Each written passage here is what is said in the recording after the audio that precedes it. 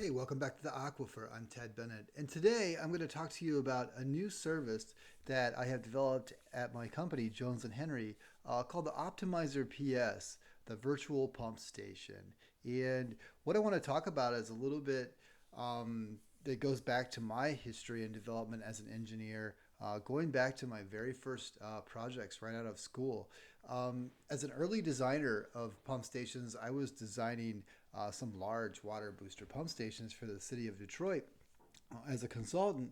And at the time, one of my mentors said to me, "Hey, have you ever given any thought, Ted, to becoming a pump station expert?" And at the time, I'm like, uh, 20 some years old, and what's the likelihood that I'm going to become a pump station expert? But what I'll take you through in these slides is sort of a development of me over that history. Um, in my second job, okay, everyone, do you remember American Choppers? This is kind of a quick throwback to back in the day, early 2000s Discovery Channel. But this was really my first experience. This describes my first experience as a designer working with an operations department. And the way that my relationship was at that first agency is I was a young design engineer and we had an operations staff with some pretty experienced folks. And um, what I would do is I would give the design plans to the operations people as part of my sort of responsibility for design work. And inevitably they'd come back with, a couple of marks, and I felt pretty confident that like, wow, these guys really like these designs. There's not a ton of problems with these designs. And then, once we got to construction and things started to show up for real, that's when the excitement really came up. They would say, "Hey, this is a design flaw, and we don't like this." And maybe as a young engineer, I didn't understand the applicability and appropriateness of what we were doing. So I would, strike back with, "Hey, you guys aren't using it right." And then, of course, operations would come back with the trump card, using common sense. Hey, you're not even designing this so that humans could use it. And through a couple of iterations of that, I never threw a chair that I recall. But through a couple of iterations of that, I came to realize that it was pretty clear, like after thinking about it, the individuals I was working with were not engineers. And it was unfair for me to think that uh, they would be able to read the drawings and contribute in a way that an engineer would. So, shame on me for not realizing that this is how to work with the operations people. So eventually I realized that, okay, let's sit down and like go over the plans together. And so what we do is we would just go line by line. Like we would look line by line on the drawings and the specifications, and we would sit and figure out what it is they wanted and what it is we were showing on the drawing. So through all that, basically, I gained some lifelong friends that have helped me with design work, ever since. And that experience has always stayed with me. And kind of thinking like, what is what is the relationship between operations and maintenance? And as an engineer, how do I go about bridging that gap, right? So I've been thinking a lot about like what can I do as an engineer to bridge that gap. And I guess like anything in this world, if you don't know, go ask. So uh, back a couple of years ago, we put together a survey of Ohio County sanitary engineers. I think it was in 2021. And we asked them a series of questions through an online survey that we did at a conference where we sat down and everyone entered um, information about their system and answered a bunch of questions. And this is the question that really struck me. This is the one that I think that as engineers we can probably have the most impact upon our the agencies that we work with. And so this question: how much do you annually spend on pump station maintenance? I don't know if anyone has a guess as to what this might be. That nearly a third of the agencies that we work with were spending more than $10,000. And I thought to myself, I'm like, well, that's not a ridiculous amount of money until you consider the fact that some of these agencies have well over 50 pump stations. So now we're talking about a $500,000. And now this number of 10,000 becomes a real number. So some of you may not be from Ohio, or maybe you don't know a lot about the collection systems here, but this is sort of a breakdown of what the pump stations that were in these individual agency systems look like. And as you can see, about a third of them are in the 100 to 500 GPM range, and another like roughly third are in the 500 to 1,000 gallons a minute range. And then you get beyond that, and you say 2,000 to 5,000. I would consider those in my book kind of like the mega pump stations. I suspect that these are these agencies' influent pump stations to their wastewater treatment works, and then 20%. Looking there is like the baby pump stations, right? So this gives you a breakdown of like what size stations are we talking about that we're spending $10,000. $10,000 at a mega station is not a big deal. $10,000 at a baby station is. That's a lot of money. So the next question that I've asked, and I've actually given this presentation several times throughout the course of the last month in Ohio, and I asked this question of the sanitary engineers 2 years ago, and I've also asked it at some events around the state that I presented at, and I asked this question. I was surprised by these results, and I asked the question of who cleans their pigs' force mains, because that's a maintenance issue for pump stations, and a third of people said that they did, which surprised me because I was expecting everyone to say no, not at all. So I got 62% in the survey, but I'll tell you, when I was asking around the state, it was far, far less. It was under 10%. I probably gave this presentation to 200 or 300 people, and I saw a couple of hands in the audience. So this gets me thinking. I'm like, all right, so here's an area where maintenance is happening at these pump stations, but it's not happening with the force mains at all. So another question, and the last one that I'll show you as far as the results go, I wanted to find out about the maintenance problems and what is the nature of these problems. And as you can see, force main plugging is not listed as an issue. And flushable wipes, to no one's surprise, is number one. I don't think anyone's surprised by that. That's been a known problem throughout our collection systems for quite some time. Grease and floatables, similar issue. Those are things that as an engineer I'm not sure that I can have a ton of impact on.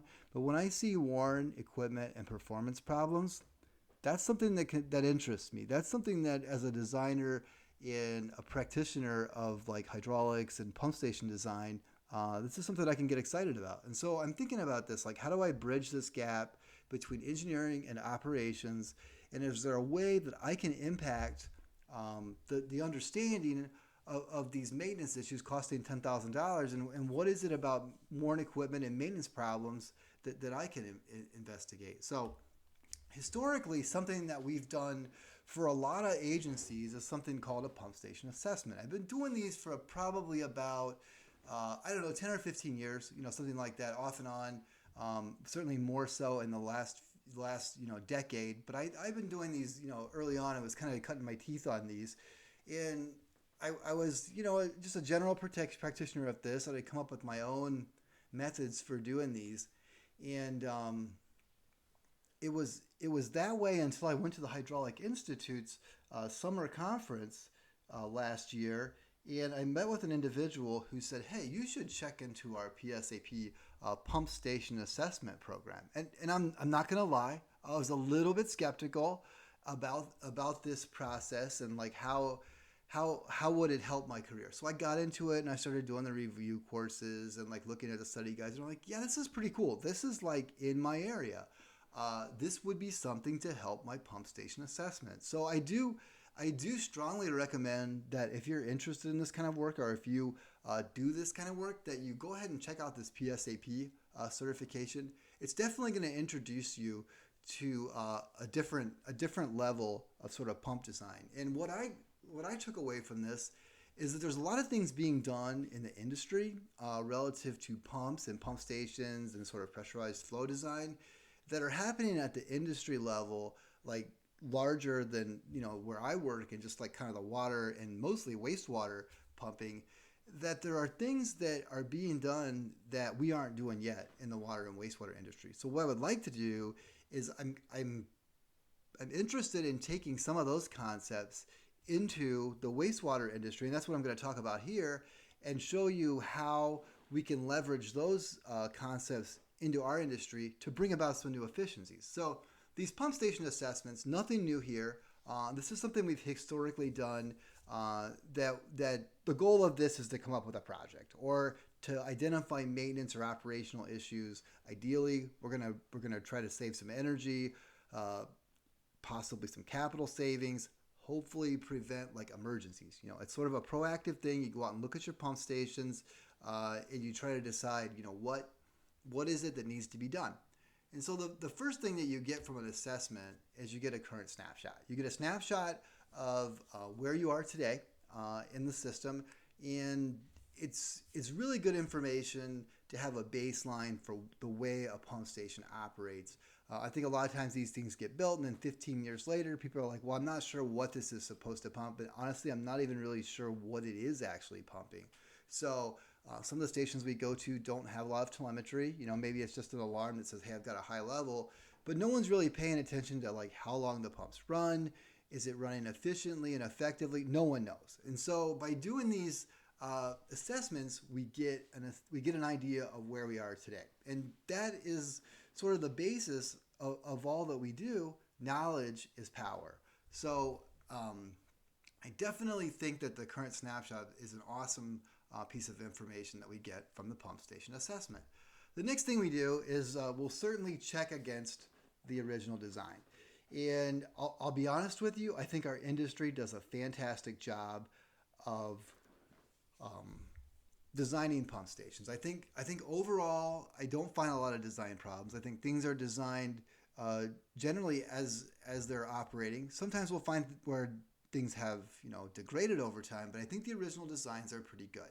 I will say that we do have an example in here of something that was a little questionable, and I'll talk about that. But generally, that was it. So that was our pump station assessment, right? Before, we're kind of thinking about what's next. This is where we were, probably sometime around, 2020, the pandemic hits, and, we all have a lot of time to think about things. But to give you a little bit of background of what we normally will find at a pump station assessment is generally we'll do something like 5 stations for an agency. They'll identify 5 of their 50 stations that they want to have a look at. And 5 is a good number. It's enough to be useful, but not so large that making decisions is difficult. I always feel like it's hard to make decisions among things where there's more than perhaps 3 things involved. So 5, probably no more than 10 stations will get looked at in a sort of an individual pump system assessment where we're looking at the whole system. And what we will find is that, maybe like 3 of the 5 pump stations are running fine. And some people may say, well, that's a waste, Ted. There's no reason to be spending time looking at stations to find out that things are okay. But I sort of disagree that knowing where things are fine frees you up to go look at the problems, right? So you can take those 3 stations off your list. Like, we're not worried about those 3 stations. Let's focus on the problems. So that leaves us with 2. We're doing 5. We found 3 are generally okay. And generally there's 2 where there's problems. And one of those 2 stations, generally, I feel like they know there's an issue. I think sometimes they're trying to trick me. They're like, hey, Ted, we're going to trick him and see if he can find this. And I actually don't mind the challenge. But one, there's a known problem. What usually and almost invariably happens is there's a 5th station that we find an issue, but no one knew it was an issue. No one was aware that this was happening. So this is where I think some of the value really comes in on these assessments is you get to find the stations before they become an emergency. So like I said, this is where we left off at the pandemic. And during the pandemic, I'll summarize to say I was doing some of the most complex projects I have ever done when the pandemic hit. It's just weird how things happen. And the one project was a very complex system involving 3 pump stations and a fairly complex pumping regime. One of the stations in those 3 that they all shared a force main pumped downhill, which is in itself kind of a little bit of a tricky deal anyways. And historically we had designed with spreadsheets. So, spreadsheets are great, I think, for one-off operations. With this system, when it started to get so complex, we immediately were like, hey, I think the spreadsheets are the wrong solution here. I think we need to be looking at something else, something that takes us to sort of the next level. And we made a decision that, hey, maybe we should be doing these as a model. Maybe we should get into the pressurized, software modeling arena, start doing the pump stations that way. So really, all that led me to kind of reimagine this pump station assessment offering, looking at what we were doing in the design phase. Is there a way to take this sort of modeling platform and improve these assessments, to do things like planning equipment proactively? Well, you can only do that if you know what's going on. You got to know what's going on, in order to make a choice. Are the force mains that no one is looking at? Are they operating properly? And the ultimate goals here are sort of remove emergencies and sort of optimize this pump operation stuff. We don't want things to die when we least expect it, or we want to use them. We want to use the least amount of energy to do so. So what all that did is, after talking about it and thinking about our assessment package and service, is we developed something called the OptimizerPS, and it is built upon what I am calling the virtual pump station. And what this does is it takes those assessments, and instead of just keeping track of where things are today, now we have next level tools that we can use to help agencies make informed decisions about what to do with their systems. It's built on a data-driven model. We've taken modeling software, and this is something from Pipeflow that you see right here. We've taken a data-driven model, and we are putting that on top of our assessment, using that model that is tuned up to look like the actual pump station, and now we can make some really informed decisions about what's out there. And I think what I want to do is I want to show you a case study of a pump station assessment that we did here right here in Ohio. We did this just a little while ago, and it was a municipal agency, and they had 20,000 customers. They had 5 stations that they had selected to do, which is sort of the pretty typical arrangement. And if you look at these numbers, the breakdown of pump station types, I think that you would say that this is a pretty accurate representation of at least what we see in sort of our practice. There were 2 submersible, 1 flooded suction, and 2 self-priming stations. And I think that's generally the breakdown that I see. A lot of things are moving to submersible. Over the years, I think operators are less inclined to go into below grade self-priming or like dry pit submersible applications. I think people would prefer to have things above grade. So that's just sort of a trend in the industry. So let's get into it. Pump station number 1, submersible station constructed in '06, no issues discovered. There was no problem here. The controls were a little weird, but not anything to be concerned about. Pump station 2 was a self-priming pump station. It had a long-known runtime issue. Ran for a long time. Just took forever to draw down, and the thought here was the pumps are the issue. The pumps just need replaced. And as it turns out, when we plotted this information, we took a look at it, there was clearly some wear in the pump, and I can show you here we're using similarity pump affinity laws to project that sort of wear on the pump, just to get an idea of what a worn impeller might look like, because that's what the issue was thought to be. But as it turns out, there was another issue entirely also at play. And the issue was that the force main was running considerably slower than what it was supposed to be. And the reason for this is that we believe that the original designers had called for a 12-inch force main, but it appears the pump station is actually running and only generating enough cleansing velocity for something like a 4-inch pipe. So we believe that this system is actually pretty clogged up due to just some slow running. So as a result of this, the owner was sort of left with the decision that do they do impeller work? do they clean the force main or do they do both? So this was a neat finding that there was a little more going on than just the wear on the pump. And I'm certain that one was causing the other. That the pumps wearing out were probably not flushing the force main like they were supposed to, and the fact that the force main was not really the right size. The third pump station was a self-primer. We discovered no issues here. Again, this is good data. This is data that pump stations already that we've looked at 1 and 3. We can take those off the list for now. We'll do our standard maintenance, but we're not going to go out there and do a bunch of work to try to solve a problem that does not exist. So this sort of knowledge is power thought process is in play. The next station is a submersible pump station as well. There were no known issues at this station.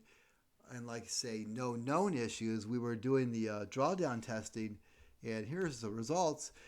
Pump number 2 ran like a champ. No issues at all. That was where it was supposed to be pumping. Pump number 1, for whatever reason, we were stymied as we were doing the assessment. In the field, it's like, okay, is someone calculating something wrong? Are we measuring time wrong? What is wrong? Why is 1 pumping so much less flow than number 2? And we switched places. My partner and I switched places, and I was like, okay, I'll do the numbers and you do the timer, and nothing changed. And lo and behold, through some discussions with the owner's operations staff, the pump number 1 had been replaced with a 15 horsepower pump in sort of an emergency, and this station served a jail. So all this is a little bit scary because if pump number 2 goes down, now we're way behind. We're way behind on capacity. And I think this is the sort of the aha. Everyone's like, oh, wow, we didn't know this was an issue. It was running fine. The pumps were keeping up. I think, pump number 1 is probably running a lot of hours because it takes a long time for it to draw the station down, and sort of the duplex, sort of trading places pump deal. But this was good information, and I'm really glad that we were able to find this for this agency that we're working with. Pump station number 5, last one, was a flooded suction pump station, and it had wet weather SSOs. And the owner was of the opinion that the pumps were just too small.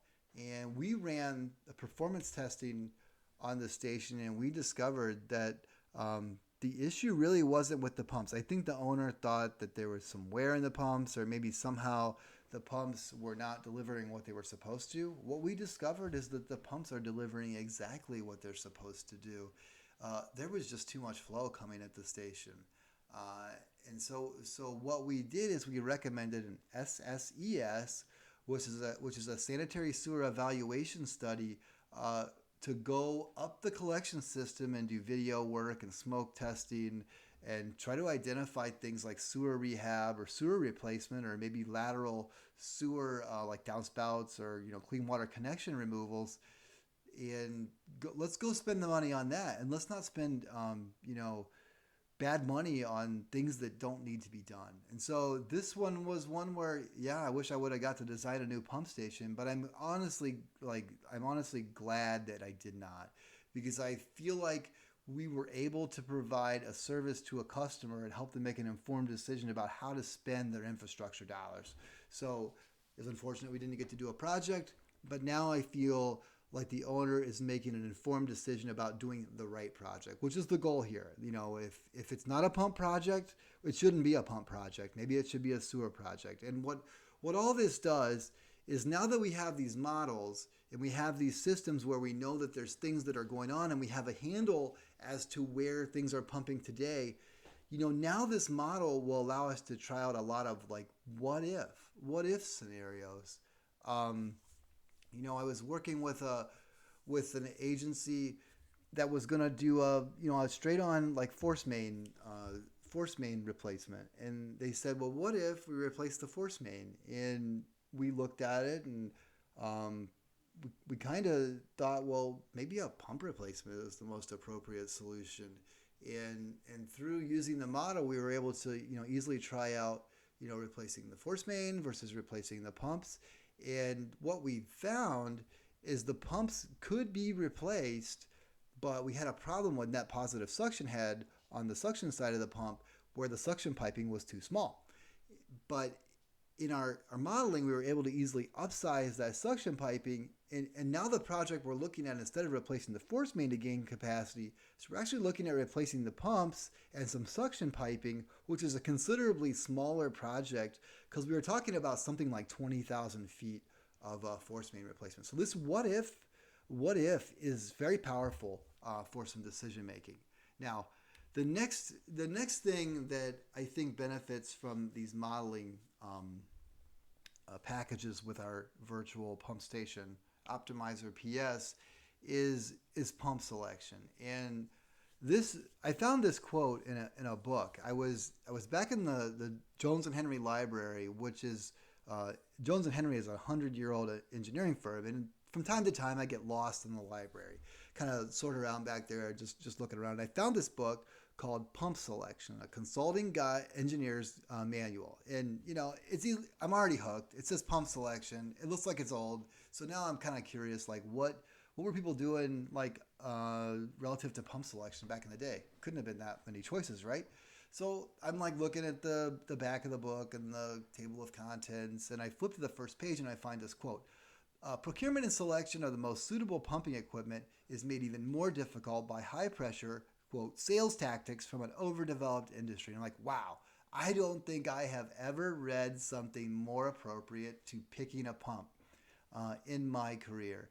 And so I took a look at the front of the book again. This book was written in 1973. I'm like, wow, this has been a problem for quite some time. And with the virtual pump station, now we can try out pumps before we buy them. Like, to me, that's kind of like a wow moment, right? And a lot of what we do in this industry is related to energy, right? So what does a pump do? Basically, a pump is raising water to a higher elevation and adding energy. That's basically what you're doing in these calculations, is you're just adding energy when you're figuring out your pump. And believe it or not, 2% of electric consumption in this country is used to treat water and wastewater. And I'm like, wow, like that's a big number. I knew it was big, but I never really knew it was that big. Somebody asked me what the other 98% was. I think it's internet and TV. I'm just teasing. I don't know what it is. The Hydraulic Institute tells me that 40% efficiency is where most of the systems, wastewater pump systems, operate in this country, which is crazy. Because I know, okay, in the wastewater industry, you're not going to get 100, even 80% efficiencies of pipe dream. But 60's not, 70's not always, depending on what manufacturer you're using. So here's an opportunity for, sort of some gain back on efficiency. I'm working with an agency that is, looking at chopper pumps. And chopper pumps are notoriously on the lower end of efficiency. And, we're talking about virtually trying out pump stations before you buy.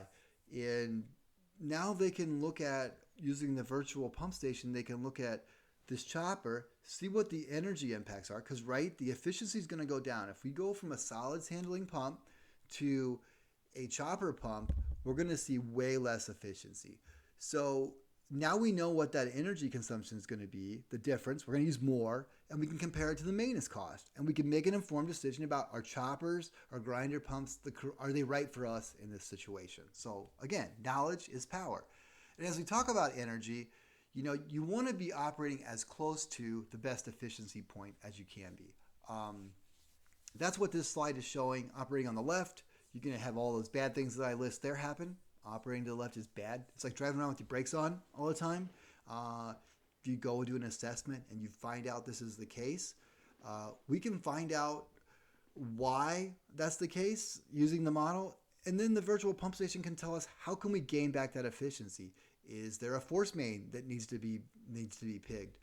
We were involved with a project just earlier this year where a force main was pigged, and we were able to gain back, I'm not kidding, we were able to gain back all of the diameter. It went from, probably like 80% open to 100% open, and our C factor, I hope you're sitting down, went from like 120 all the way up to 150. Like, that was crazy. I couldn't believe how much capacity they had gained back.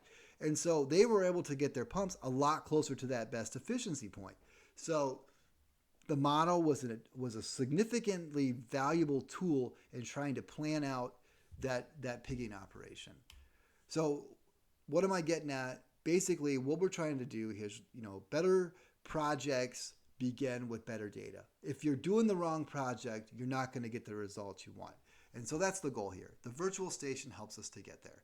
And I do envision a future where more and more data will come back through the Internet of Things. We're going to be able to get pressure and flow and amp readings. You name it, that's coming back. There's way more data that we can bring back now than what we currently are doing. And maybe there's individuals already getting there. Who knows? I find out more and more things in this industry every single day, and I'm excited for maybe I'll get some feedback from what others are doing as I put this video out there. The goal is to get everything SCADA, bringing it back, using the model as a tool for determining what the acceptable operating range is. So I appreciate you kind of listening in. I think that things like the OptimizerPS are the future. I'm excited to be part of this. I'm really, really excited for agencies that have tried this out already, and I'm really, really looking forward to some opportunities to put this in front of some people, some more people, so we can build this up, and everyone can benefit from a really, really neat tool that now we have available. So I did throw up QR code if you want to shoot that, or you can just go to OptimizerPS.com, which is a website that talks a little bit more about this service offering. Or hey man, go ahead and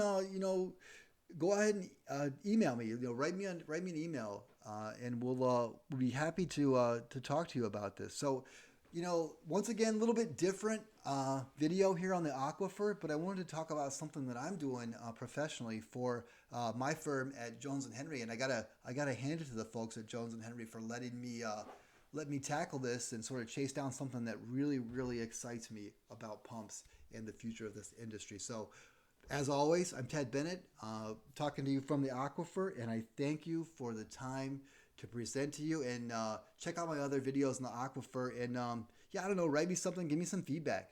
So, hey, thanks a lot.